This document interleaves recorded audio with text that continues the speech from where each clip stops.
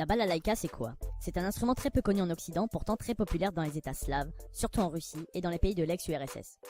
Son ancêtre direct, c'est la domra, un instrument importé par les Tatars en Russie au XVe siècle. La balalaïka est un luth à manche long qui a évolué au fil du temps.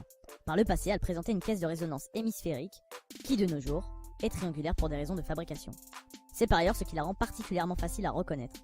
Elle se joue le plus souvent au doigt et quelquefois au plectre, mais c'est surtout l'instrument emblématique de la Russie. Elle sert à interpréter des musiques folkloriques, baroques, modernes, contemporaines, mais elle accompagne aussi certains chants, certains opéras et certaines danses, avec ses sonorités particulières qui donnent aux musiques interprétées un air sonnant très russe. Elle possède une petite tessiture pour un instrument appartenant à la famille des cordes. Pour rappel, la tessiture c'est l'étendue des sons pouvant être émis normalement par un instrument.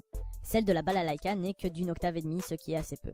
Sa faible étendue est provoquée par ses 3 cordes, dont 2 accordées sur la même tonalité. Traditionnellement, en boyau d'animal, elles sont désormais en acier et en nylon. D'ailleurs, depuis les progrès des techniques et technologies, on a permis de développer plusieurs types de balalaïka, dont des balalaïkas électriques.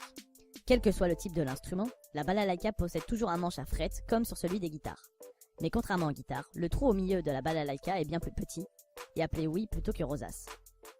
Je vous laisse avec, pour conclure, un petit extrait audio d'une balalaïka.